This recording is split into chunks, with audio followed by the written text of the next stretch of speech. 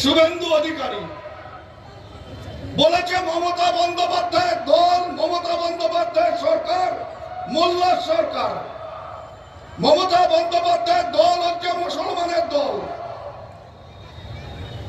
মমতা বন্দ্যোপাধ্যায়ের দল যদি মুসলমানের দল হয়, তাহলে শিশির অধিকারী, শুভেন্দু অধিকারীর বাবা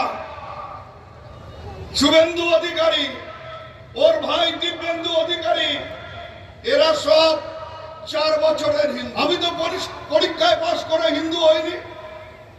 আমি হিন্দু হয়েছি কারণ আমি হিন্দু বাবা মার পরিবারে জন্মগ্রহণ করেছি, তাই আমি হিন্দু। তেমনি সত্তার মুসলমান ও মুসলিম পরিবারে জন্মগ্রহণ করেছে, তাই ও মুসলিম। আমি হিন্দু, আমার কোনো কৃতিত্ব নয়। সত্তার মুসলমান, এটা ওর কোনো কৃতিত্ব বা দায় নয়। এটা আমরা সেই পরিবারে জন্মগ্রহণ করেছি বলে কেউ হিন্দু কেউ মুসলমান। আমাদের এই দেশে, এই রাজ্যে প্রত্যেকটা হিন্দু মুসলমান, হিন্দুরা মন্দিরে যাবে, মুসলমানরা মসজিদে যাবে, নিজের নিজের ধর্ম পালন করবে। কারো ক্ষমতা নেই কারো ধর্ম পালন করবার ক্ষেত্রে বাধা সৃষ্টি করে এই বাংলার মাটিতে আমরা সেটা করতে পারি। ওদের ওই বিরোধী দলের নেতা শুভেন্দু অধিকারী বলেছে মমতা বন্দ্যোপাধ্যায়ের দল, মমতা বন্দ্যোপাধ্যায়ের সরকার মোল্লার সরকার। মমতা বন্দ্যোপাধ্যায়ের দল হচ্ছে মুসলমানের দল।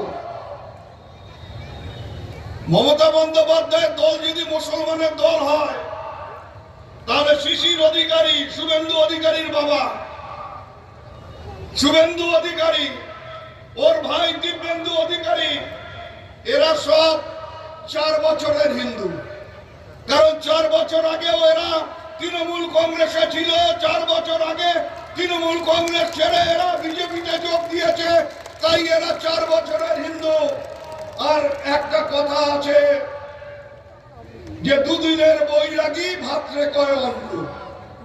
আজকে হিন্দু হিন্দু বলে লাফাচ্ছে, আজকে মুসলমানদের দেশ ছাড়া করবার কথা বলছে। কিন্তু একটা কথা বলি, বিজেপির নেতারা কান খুলে শুনে রাখুন, এমন দিন আসবে না ভারতবর্ষে, কিন্তু এমন কোন দিন যদি ভারতবর্ষে আসে যে ভারতবর্ষে একটা মুসলমান থাকবে না, ভারতবর্ষ মুসলমানহীন হয়ে যাবে। যেদিন ভারতবর্ষে একটা মুসলমান থাকবে না, সেদিন ভারতবর্ষে বিজেপিও থাকবে না। এটা বিজেপির নেতারা কান খুলে শুনে রাখুন। কেন? মায়েরা ছেলেকে ভাত খাওয়ায়, বাচ্চাকে মুখে ভাত দেয়, এই জুজু আসবে, খেয়ে নাও তাড়াতাড়ি।